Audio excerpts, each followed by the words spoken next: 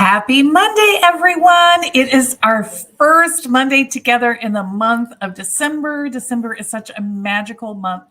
I am so happy that you are joining me today. I am Rita Ernst. I'm the author of Show Up Positive, and this is the Monday Minute. Every week I come to you at this time with 8 to 10 minutes of quick inspiration to help you show up positive this week for yourself and for other people around you.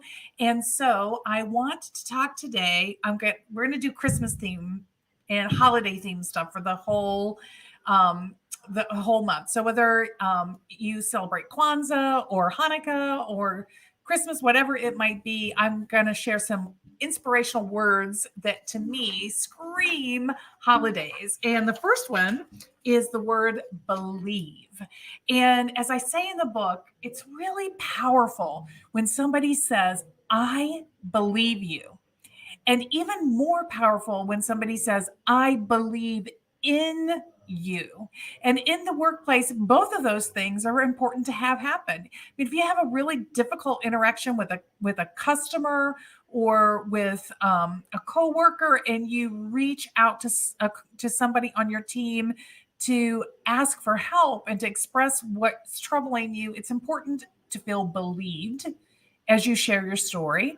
And it is equally important to know that people around you believe in you, believe in your capacity, in your capability, and are willing to support you. So it's the holiday time. Do you believe in Santa Claus? I always told my kids Santa Claus was real for as long as you needed him to be. He would be real for you. And when my kids believed in Santa Claus, that's who the presents came from. When they stopped believing, then all the presents came from us. But, that's what belief is really about. But I want to talk about some specific behaviors that really help you communicate that I believe in you and I believe you message. So, you know how I like contrast, the do's and the don'ts. So if the do is listen attentively, the don't is don't interrupt. Right? When you want to communicate to somebody, I believe you, you need to give them full space to say what they need to say. The next one, ask questions to understand. And the opposite of that is weaponizing questions. And we've all seen examples in TV programs and stuff where somebody has been harmed or injured, and there's a little bit of victim blaming going on, and questions are really weaponized against the person. Well, how did you dress? Did you drink? Those kinds of questions. So don't weaponize questions. Really think about that. Before you ask a question, what is your intention? Are you coming from a place of curiosity, which is okay, or is there a judgment that you're holding that's leading you to want to ask that question? And if you hold a judgment, suspend that, right? Because what you are saying to the person is, I believe you, which means I'm holding back my judgment. The next one, and if you're listening live, hey, hit me up in the comments. Let me know you're here so I can welcome you to the show. The next one is confirm your understanding versus responding argumentatively. So I hear you doesn't mean I agree with you. It means I'm listening and I hear you. Thank you for sharing that.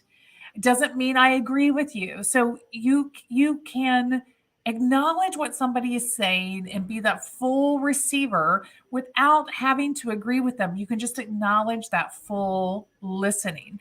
But when you don't say those words, I hear you, and instead you start arguing your point of view that differs from that person, you are definitely setting up a defensive exchange that is not going to feel like I believe you or I believe in you. And it really helps to reflect on when you've been in these situations.